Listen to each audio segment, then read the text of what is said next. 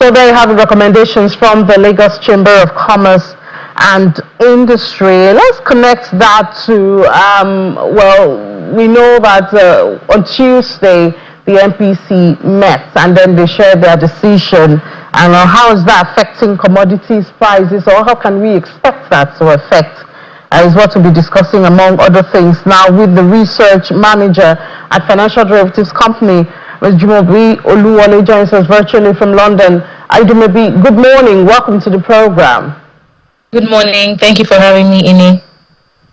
So it was a hold, and I don't think we saw reactions. It seems that hold position was already priced in, even before the decision was made. Yeah, you're very, very right in that. And I do believe I hinted, to that reaction or that market reaction on Tuesday.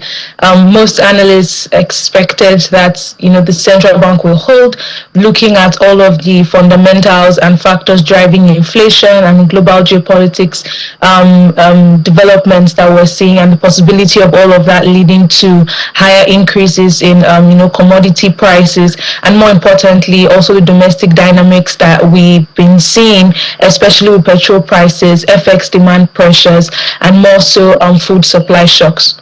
But can we connect this to the money supply increase that we've noted from the CBN? I will say not so much. Again, I know that there is the quick and easy way to somewhat link an increase in money supply to inflation, and how that the central bank would likely want to hedge against that sharp increase leading to a possible increase in inflation, just looking at the simple definition of what inflation is, which is too much money chasing too few goods.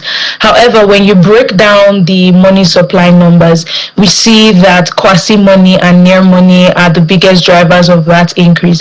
And what exactly is quasi money and even near money? So those are easily non-cash assets that can be quickly converted to cash. So we're looking at treasury bills, we're looking at treasury certificates and things like that. So we're seeing that a bulk of the increase in money supply are in non-liquid, easily convertible, certificates or treasury bills that can be converted to cash, but are not exactly cash as well. And if you break it down further, you look at the cash in circulation, you see that cash in circulation is just roughly about 5.5 trillion, not so much as the quasi money that's over 88 trillion naira. So I will say that right now, the biggest driver of inflation is not money supply growth. So normally we would connect money supply to inflation. Is that the case here? Not necessarily, simply because we now know that inflation in Nigeria right now is primarily driven by supply side shocks, right? So we're seeing more of cost push inflation than demand pull inflation. So cash in circulation and how money supply relates to inflation is when people actually have the cash to purchase goods, right, that are scarce in the market. And that's not really the case in Nigeria as of today. People's living wage is highly capped. People are not spending as much as they would have loved to, and we're seeing prices rise significantly, not because people are demanding as much. For instance, we see peak periods like the festive season where you will see certainly an increase in demand rush that eventually translates to somewhat an increase, minimal increases in cash in circulation, and then we see an increase in prices. But right now, inflation in Nigeria is primarily driven by cost push factors, and I think I alluded very strongly to this on Tuesday. We're looking at factors such as insecurity driving food supply issues, and then of course increasing prices, and then you see the imported inflation bit of it, with petrol prices significantly rising and then also contributing to distribution costs and then an increase in food prices.